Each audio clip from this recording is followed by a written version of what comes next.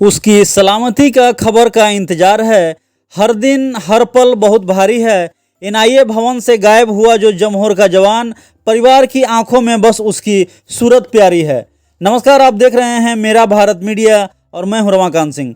हर खबर आपके साथ, आपके हाथ।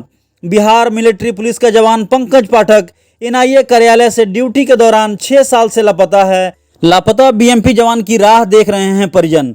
शास्त्री नगर थाना अंतर्गत एनआईए भवन से बीएमपी 13 से लापता जवान पंकज कुमार पाठक का सुराग अब तक नहीं मिला है। 18 अगस्त 2018 से गायब पंकज की खोजबीन करने के लिए उनके भाई परवीन एडीजे एसएसपी से लेकर सीडीएसपी तक को गुहार लगाए। मुख्यमंत्री, गृह मंत्रालय, पीएमओ तक को चिट्ठी भेजी, लेकिन अब तक नतीजा खाली ही रहा। कोई अच्छी पहल नहीं, सिर्फ अब तक निराशा ही परिवार वालों को हाथ लगी है।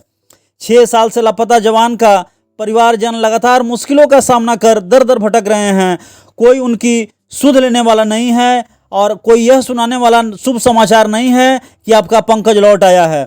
उस खबर को सुनने के लिए सभी लालायित हैं कि पंकज लौट आया है, लेकिन सरकार से लेकर नेतागण, बिहार मिलिट्री पुलिस के आला अफसर से लेकर वैसे लोग अब तक सोए हुए हैं, जो बेहद ही चिंतनीय स्थिति है। भाई परवीन का कहना है कि ड्यूटी पीरियड अपने बैरक से कैसे जवान गायब हो सकता है, और अगर गायब हुआ तो खोजबीन में इतनी ढील क्यों? क्या सभी लोग परिवार को इतना बुरा स्थिति में और जाने का इंतजार कर रहे हैं? गायब होने के साथ ही उसका वेतन भी बंद है। परिवार को किसी तरह का कोई आर्थिक लाभ नहीं मिल रहा है। वो सारा आर्थिक लाभ जो है वो बिल्कुल बंद है। कोई आशा नहीं, सिर्फ निराशा ही देखने को मिल रहा है। जवान पंकज पाठक की शादी 2016 में हुई थी। उसके 1 बच्चे हैं जो अब दर दर भटकने को मजबूर हैं।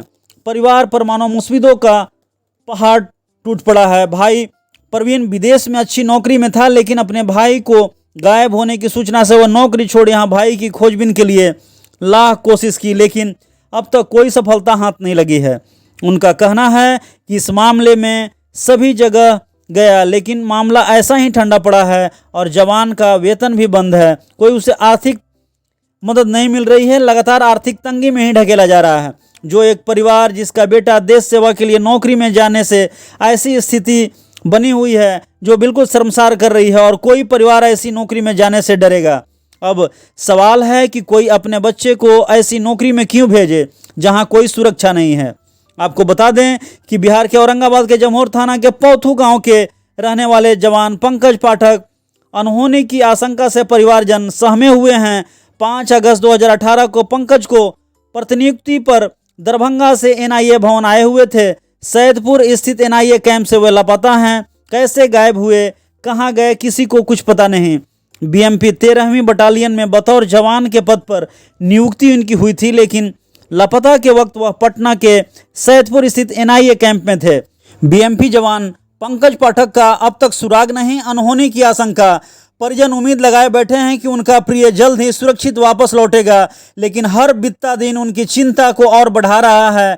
परिवार को जवान की सुरक्षा की चिंता सताई जा रही है, जबकि प्रशासन और सुरक्षा एजेंसियां जवान की खोज में भी लगी है, लेकिन अब तक सफलता हाथ नहीं लगी है। वहीं मीडिया के माध्यम से पंकज पाठक के भाई परवीन पाठक औरंगाबाद में प्रेस कॉन्फ्रेंस कर अपने भाई की खोजबीन की गुहार लगाकर न्याय मांगने को विवश हैं। आइए जानते हैं क्या कुछ बताया गायब जवान के भाई परवीन ने। एक मेरे भाई का है जिनका नाम पंकज कुमार पाठक, जो बिहार सैन्य पुलिस 13 दरभंगा में कार्यरत थे, काम वही पोस्टेड थे, और वर्ष 2018 में अगस्त महीने में उनकी अपॉइंटमेंट पटेल नगर एनआईए कार्यालय पटना में हुई थी, और वहाँ से वो लापता हो जाते हैं। शाम के 6 बजे, संध्या 6 बजे ऑन ड्यूटी लापता हो जाते हैं। उनका दोनों फ़ोन उनके बेड पे मिलता है। आज पूरे 6 साल हो गया और अभी तक उनका कुछ पता नहीं है। तो हम लोगों ने शुरू से स्टार्टिंग पीरियड से जैसे जो भी हम उतना नॉलेज था नहीं, तो विभाग से मिलने का काम किए। थाना हो गए, सचिवालय डीएसपी हो गए, सिटी एसपी हो गए, एसएसपी हो गए, आईजी हो गए, डीजीपी हो गए, डीजी हो गए, बीएमपी के कमांडेंट हो गए। इवन की ये सब सारा आवेदन है, जैसे एफआईआर की कॉपी है और ये लिखा हुआ एप्लीकेशन है जहाँ भेजे हैं। ये प्रधानमंत्री नरेंद्र मोदी जी को भी लिखे थे पत्र, वो है मेंशन है। और ये हमारे गांव के कुछ लोग हैं जो साइन किए हुए हैं। पुलिस आई थी तो इन्वेस्टिगेशन करने, पूछताछ करने, तो गांव के लोग भी बताए थे कि उनका गांव में किसी से कोई गलत संबंध नहीं था, किसी से लड़ाई झगड़ा नहीं था। और सेम उसी तरह गृह मंत्री जी को भी लिखा हुआ है, माननीय मुख्यमंत्री जी को भी लिखा हुआ है, और बहुत सारे हमारे औरंगाबाद के निखिल बाबू का भी लिखा हुआ है, IG नैयर खान जी को, कि उन्होंने लिखा था जब गए थे। तो हमने कम से कम सारा कुछ टचअप किया है शुरू से अभी तक, पूरे 6 साल में। और देखा जाए पुलिस डिपार्टमेंट को छोड़ के, अगर अब हम औरंगाबाद से बिलोंग करते हैं तो औरंगाबाद में जो हमारे 6 विधायक हैं, नबीनगर के हो गए, ओबरा के हो गए, बारून के हो गए, आपको हसपुरा के हो गए, तो ऑलमोस्ट 6 विधायक और सांसद भी हो गए। जैसे औरंगाबाद के सांसद साहब हो गए, नबीनगर के सांसद हो गए, तो काराकाट के, तो कहीं से कुछ मेरे पास तो और बहुत सारा एप्लीकेशन है जो भरा हुआ है, तकरीबन 1 बोरा एप्लीकेशन होगा। 6 साल में इतना सारा एप्लीकेशन लिखे हैं, सबके पास गए हुए हैं, लेकिन कहीं से कोई फीडबैक नहीं है किसी डिपार्टमेंट से कुछ भी। अभी तक 6 सालों में डिपार्टमेंट ने कोई काम नहीं किया है। डिपार्टमेंट अगर काम करती, पुलिस काम करती, तो शुरू से दिन से लेकर के तो कुछ ना कुछ तक पता चलता, जो अभी तक कुछ पता नहीं है। क्या लग रहा है आपको, क्या हुआ आपके भाई के साथ? ये तो पूरा विभाग का मामला है, अंदर में कुछ गड़बड़ है कि कोई भी जवान जो पिछले 2008 से काम कर रहा है विभाग में और ऑन ड्यूटी लापता हो जाता है, तो ये विभाग का बहुत बड़ा फॉल्ट है। अनडिसिप्लिन एक्टिविटीज है विभाग के अंदर, कोई कैसे अपना बैरक से बाहर जा सकता है फ़ोन छोड़ करके। तो ये पूरा विभाग जो है ढीला है, और काम भी ढीले के तरीके से ही किया अभी तक। अगर काम करता सही से तो कुछ पता चलता कि चलो कहाँ गया, कैसे गया, ऑन ड्यूटी गायब है। और विभाग के द्वारा कहीं कुछ क्वेश्चन वगैरह, कहीं कुछ हेल्प, सैलरी उसी महीने से बंद, बच्चा कैसे है, फैमिली कैसे है। भाई के साथ क्या हुआ था? भाई की शादी हो चुकी थी, नहीं हुई थी, क्या था उनका? जी, भाई की शादी वर्ष 2016 में हुई थी। उनका एक बेटा है, 6-7 साल का एक बच्चा है।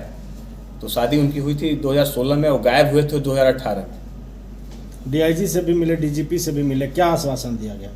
आश्वासन तो हम तो DIG, जैसे आप बताएं कि थाना से लेकर के जो लेवल है जहाँ पे FIR हुई थी, थाना से लेकर DGP ऑफिस तक, पटेल भवन में जितने बैठते हैं, जैसे हम वहाँ DGP गुप्तेश्वर पांडे से रेगुलर लॉकडाउन में मिलते थे कि सर बताइए ना क्या हुआ सर, एक जवान गायब है, एक भाई गायब है, हम लोग फैमिली का जो फाइनेंशियल कंडीशन भी सही नहीं है। तो आश्वासन नहीं देते थे कि हम लोग लगे हुए हैं इसमें। और जब थाना में जाते थे, थाना वालों को पता ही नहीं होता था कि आयु कौन है, केस कौन देख रहा है, केस में क्या अपडेट है। तो उसके बाद SSPO मनु महाराज थे, उनसे ही मिले थे, नैयर खान से ही मिले थे, और विकास वैभव से मिले थे। तो विभाग में हमें नहीं लगता कि कोई बचा हुआ था, सबसे मिले, लेकिन कहीं से कुछ नहीं है। और अभी का जो करंट सिचुएशन है कि अगर आप शास्त्री नगर में कॉल करो और पूछो कि भैया केस नंबर 539/18 का क्या सीन है, क्या अपडेट है, तो उनको पता ही नहीं कि कौन आयु है और क्या अपडेट है अभी तक, यहाँ तक कि फ़ोन तक नहीं उठाएंगे। जनप्रतिनिधियों से मिले आप, क्या आश्वासन उन्होंने दिया? जनप्रतिनिधि से तो औरंगाबाद में तो बता ही आपको कि औरंगाबाद में हमारे क्षेत्रीय जो सांसद हैं, क्षेत्रीय विधायक हैं, और हमारे क्षेत्र के अलग भी जो टच करते हैं औरंगाबाद, हमारे से नबीनगर से हम बिलोंग करते हैं, तो उनके अगल बगल जैसे ओबरा हो गया, मतलब जो 6 विधायक हैं सबसे मिले हैं। उनका भी एप्लीकेशन है मेरे पास, फ़ोन में पड़ा हुआ है, कुछ यहाँ पे है। तो इनसे तो बस मिलने का, बस एप्लीकेशन लिख के दे दीजिए, इनका एक ही बस कि आप लिख के दे दीजिए, हम विधानसभा में आवाज़ उठाएंगे। तो 6 साल हो गया, हमको लगता है कि 600 वर्ष हो जाएंगे, 60 साल हो जाएंगे, पता नहीं, तो फिर भी ये कुछ नहीं करेंगे ये। और मेरे पास उनका चैट है, पूरा कन्वर्सेशन है। ये हेल्प कहाँ करते हैं? अगर ये मैं देखता हूँ कि ये जितने विधायक हैं, ये सांसद हैं, जितना एक्टिव रहते हैं, कोई किसी की मृत्यु हो जाती है, कोई, तो जिस तरीके से मिलते हैं, जाते हैं लोगों को बीच में अपना वोट बैंकिंग बनाने के लिए, वोट बनाने के लिए। अगर हमारे गांव में लोग आते हैं, प्रचार प्रसार के लिए आते हैं, इलेक्शन से पहले लोग, बहुत सारे लोग आए हैं, सारा मेरे पास प्रूफ है, आवेदन उस टाइम में दिए हैं, कब इलेक्शन था उस डेट में हमने लिखा है, लेकिन कहाँ कुछ बोलते हैं लोग। गायब होने की खबर कब मिली आपको? गायब होने की खबर 18 अगस्त को शाम को 9:30 बजे मिली। कौन दिया था? ये विभाग के BMP के जो NIA कार्यालय से कॉल आई थी घर पे, मम्मी के नंबर पे, कि पंकज नहीं मिल रहा है, घर गया है क्या? आप लोगों को अंतिम बार कब बात हुई थी? भाई साहब का मिस कॉल आया था मम्मी के नंबर पे 5:45 पे, और माँ जब उसको बैक कॉल कर रही थी 6 बज के कुछ मिनट से, किसी काम में व्यस्त थी, उसके बाद 9:30 बजे तो कोई रिस्पांस नहीं था, और 9:30 बजे एक कॉल आता है, बोलता है कि पंकज गायब है, और ठीक उसके 3 दिन के बाद सनहा गुमशुदगी का दर्ज कराती है विभाग। उस दिन नहीं, 3 दिन के बाद 21 अगस्त 2018 को। क्या लगता है कि वहाँ से गायब हो सकता है कोई? बिल्कुल बिल्कुल, ये विभाग में बहुत सारा मतलब कह सकते हैं फॉल्ट है। विभाग इसमें छिपा रही है, कुछ बताना नहीं चाह रही है, और उससे ज़्यादा तो हम शर्मिंदगी महसूस करते हैं कि हम औरंगाबाद से बिलोंग करते हैं, और औरंगाबाद के इतने जो हमारे विधायक हैं इस क्षेत्र के और सांसद हैं, इनसे कुछ भी नहीं हो पाया। पिछले 6 सालों में अगर आप बोलेंगे कब कब गए, कब कब मिले, एक एक चीज़ का date wise application detail WhatsApp पे भेजा हुआ, कन्वर्सेशन सब कुछ मिलेगा। 1% भी इंटरेस्ट नहीं लिया इन्होंने। अब क्या चाह रहे हैं आप? चाह रहे हैं कि हमारे जो क्षेत्रीय विधायक हैं और जो आसपास के हैं, जो कोई भी एक ईमानदार विधायक तो होंगे ना, जो जिस बड़े बड़े वादा करते हैं, बड़े बड़े इलेक्शन से पहले ये करेंगे वो करेंगे। अरे एक किसी का बेटा गायब है, किसी का भाई गायब है, उनका एक बेटा है, किस तरीके से जीवन यापन कर रहा है, तो हम तो चाहते हैं कि हमारी बातों को सरकार के तक पहुंचाए, और जो उनको मिलना चाहिए, अब तो मिलने की बात हो रही है कि मिलना चाहिए। भाई तो गया ही गया, और फाइनेंशियल कंडीशन है तो लोग तो भूखे तो रह नहीं सकता है ना, वो चीज़ मिलना है, वो भी चीज़ तो दूर तक अब छोड़ दो आप, वो भी नहीं है उसमें। तो बस एक एक्सपेक्टेशन है, उम्मीद है कि ये लोग कुछ करें जिससे खोजबीन भी करवा सकते। कुछ हुआ ही नहीं है इसमें, तो हम लोग जस्ट साइलेंट हैं 2018 से, एज इट इज जैसे था 18 अगस्त को, उस दिन से अभी तक सेम है एकदम, कहीं कुछ नहीं है। न्यायालय का भी रास्ता आप सोच रहे हैं क्या? हाँ, न्यायालय का भी रास्ता हम लोग अपनाए थे, गए हुए थे, हम लोगों ने फाइल किया था, लेकिन उधर से कोविड में उस समय कोर्ट बंद थी, वो बंद हो रही थी, खुल रही थी, तो उसमें हमारा भाई का केस जो है क्लोज हो गया। उसका भी अपडेट नहीं है कि कैसे क्लोज हुआ। वकील से भी पूछने जाओ तो बोले कि हम एनओसी ले लिए हैं, इसमें क्या है कुछ नहीं है। मतलब क्लैरिटी किसी कॉर्नर से कोई स्वस्थ नहीं करवाया, जो क्लैरिटी है ना, किसी ने कुछ भी नहीं बताया है, जस का तस है। क्या गुहार लगाना चाहेंगे? गुहार लगाना चाहेंगे कि भाई साहब, कोई ऐसे ईमानदार नेता है हमारे देश में, हमारे क्षेत्र में, कोई ऐसा बढ़िया आदमी, चाहे वो पुलिस डिपार्टमेंट से हो, चाहे वो पॉलिटिशियन से बिलोंग करता हो, कोई एक आया ऐसा बंदा जो हेल्प करे, बात को सरकार के पास रखे कि उनके परिवार को कुछ जो भी मिलना चाहिए वो मिले, कि आगे का जीवन यापन चल सके। क्योंकि 2008 में वो अपॉइंट हुए थे, तो 8 से लेकर के 19-18 तक तो डिपार्टमेंट में थे ना, तो डिपार्टमेंट इतना कैसे हो सकती है, कैसे सेंट्रल फोर्स, ये तो बिहार बीएमपी में थे, बिहार सैन्य पुलिस में थे।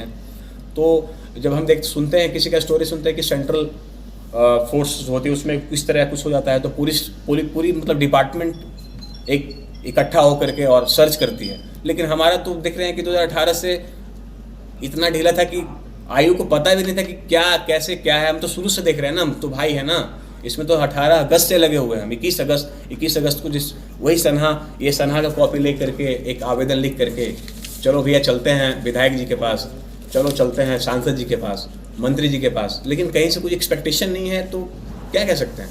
परिवार में कितने जन हैं आप लोग? परिवार में हमारी मम्मी पापा हैं, 2 बहनें 2 भाई हैं, बड़े भाई थे हमसे जो लापता है।